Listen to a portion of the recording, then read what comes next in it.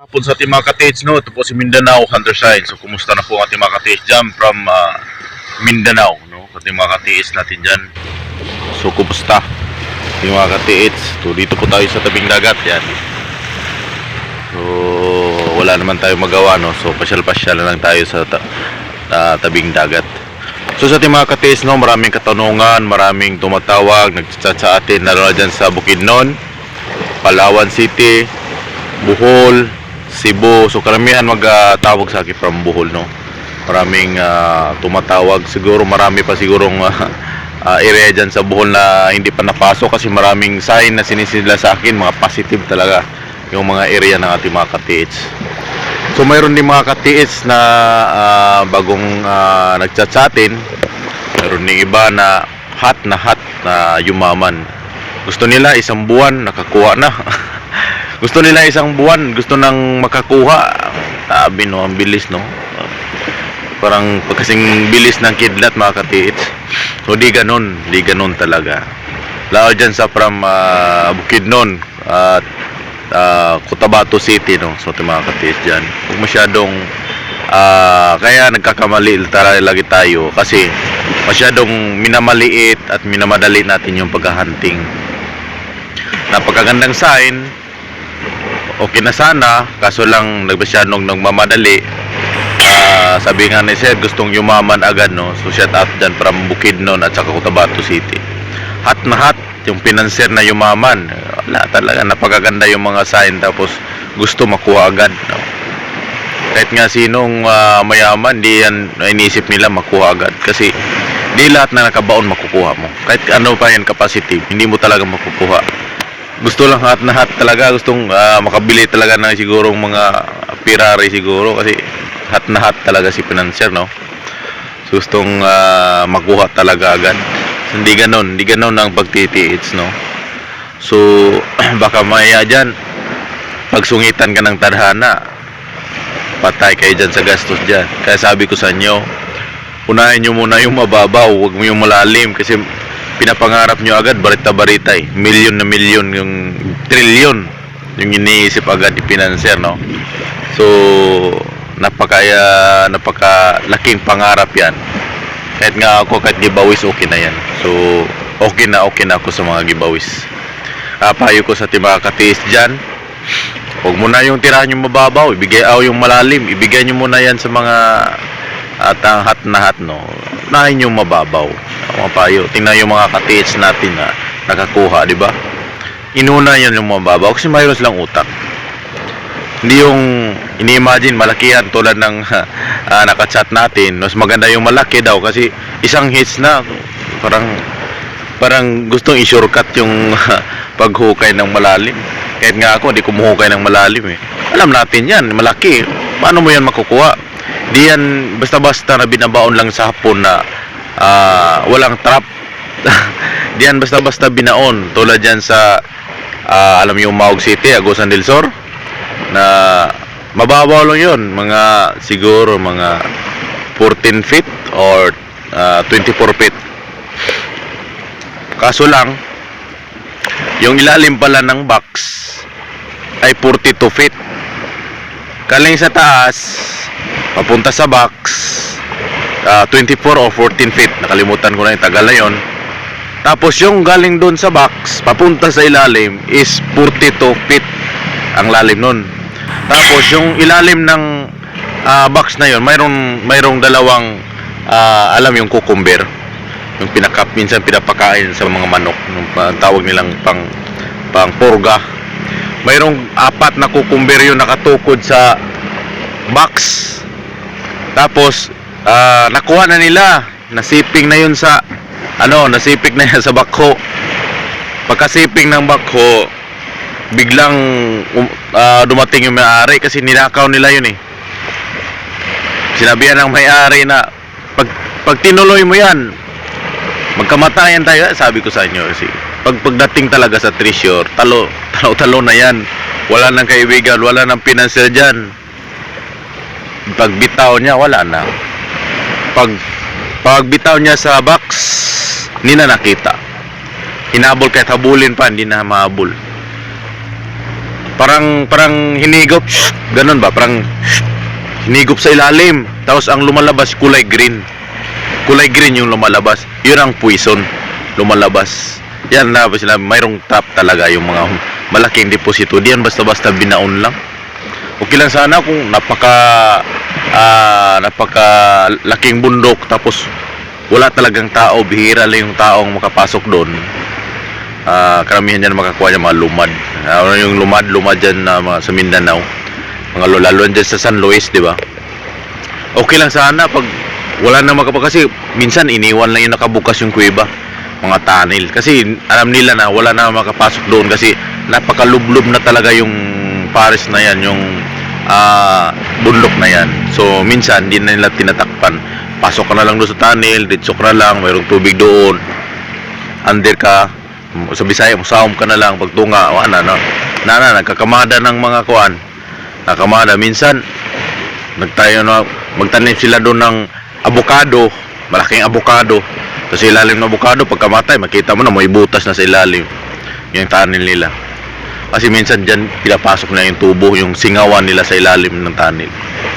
Pero pag dyan sa malapit sa mga kabahayan, alam nilang malapit mayroong pagdating ng panahon, maraming mga tao, binabaon nila ng maayos yan, naka-engineer yan.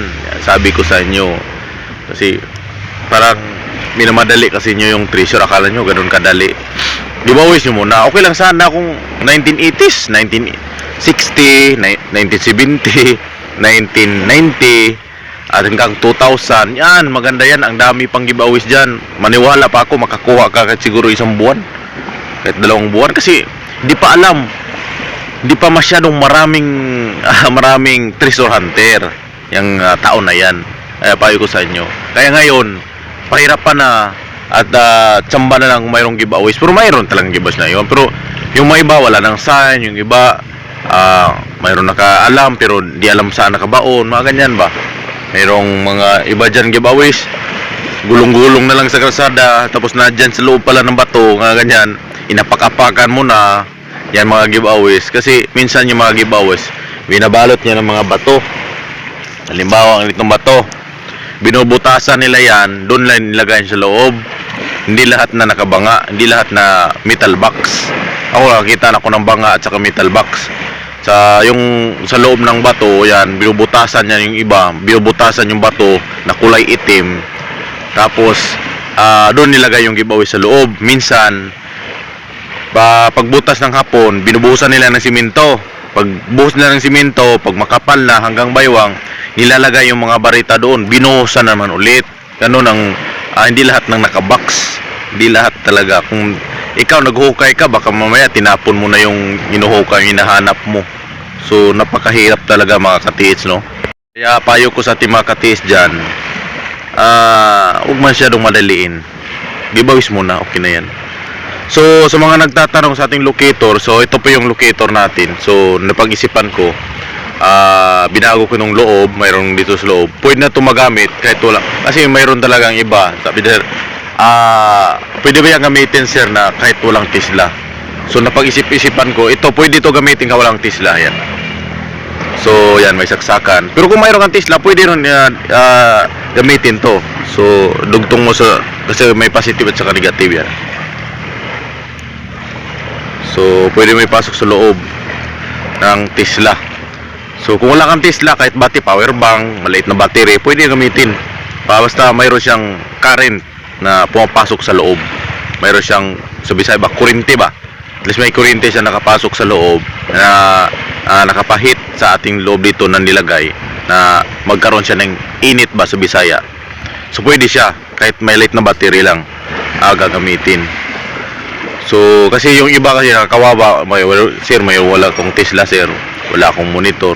Kahit mayroon kang maliit lang na kahit maliit lang na ang tawag nilang signal power o signal generator, mga dyan sa Lazada, signal power generator, yung mga maliit lang, di ba, mga tag 1,000 ata yan, pwede mo bilhin, tapos i-connect mo nito. Maganda yan, ganyan sa Lazada, mga tag 1,400 ata, pwede naman ka bumili doon. So isaksak mo siya para makakaroon ng connection. So ilagay mo lang dito yung positive yan, at saka negative. So i-connect mo na lang positive at negative.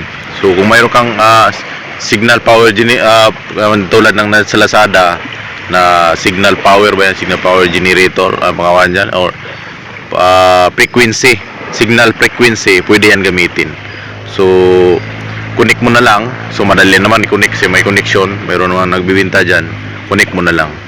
So hindi na kailangan na maghanap ka pa ng Tesla. Pero ang napakaganda lang kasi ng Tesla sa mga katis natin, no, kasi pwede sa gamitin na mayroong diamond at saka platinum, no.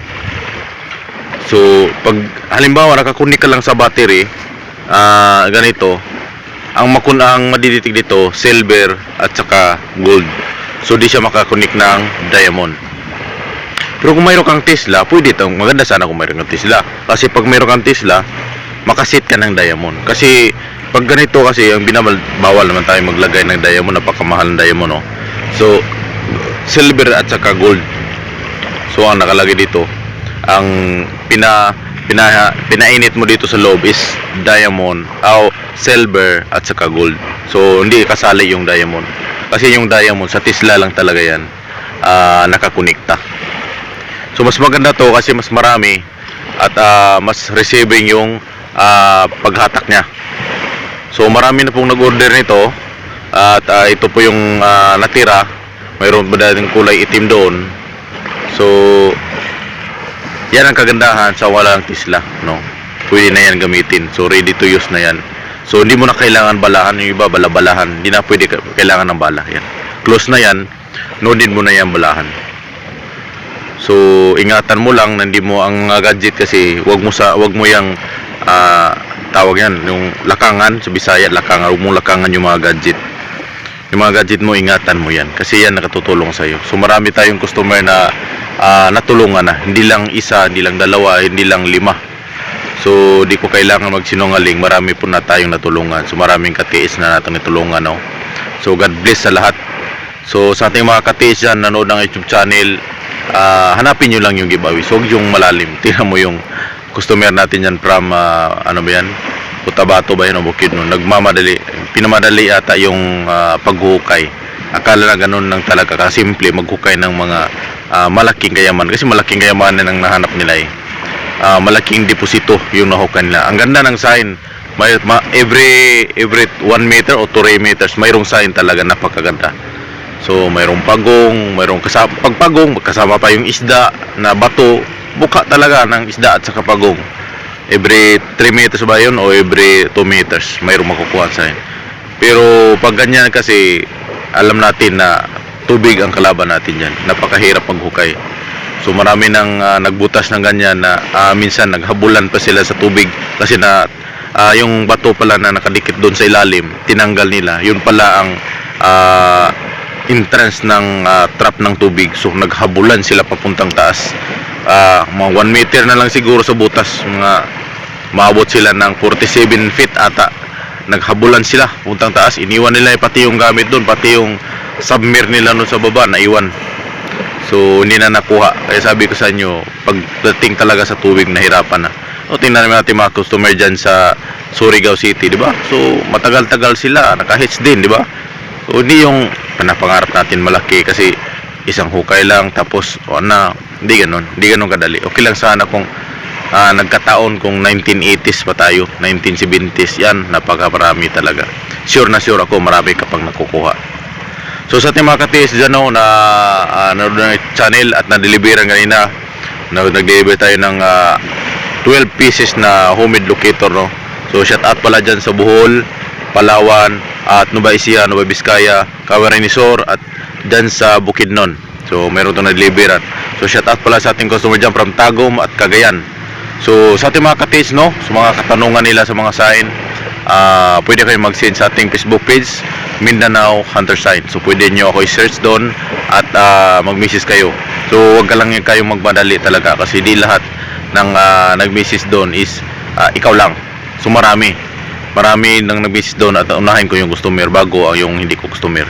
So sa di ko pa customer, kikilatisin ko lang. So sa mga tumatawag sa akin na hindi ko sinasagot at nag-video call, pasensya po talaga, kasi alam niyo na, napaka-busy. Minsan gumagawa ako ng locator at nagdi-decode ako pag mayroong time. Diba? So God bless lahat sa Noda YouTube channel. So sa nagtatanong nito, pwede na po to kahit mayroon kang battery ng motor. Sa nagtatanong mayroong battery ng motor, pwede basta battery. Huwag masyadong yung sobrang laki kasi mabigat na yan sa likod. Battery ng motor, power bank, pwede siya gamitin. So God bless lahat and Happy New Year.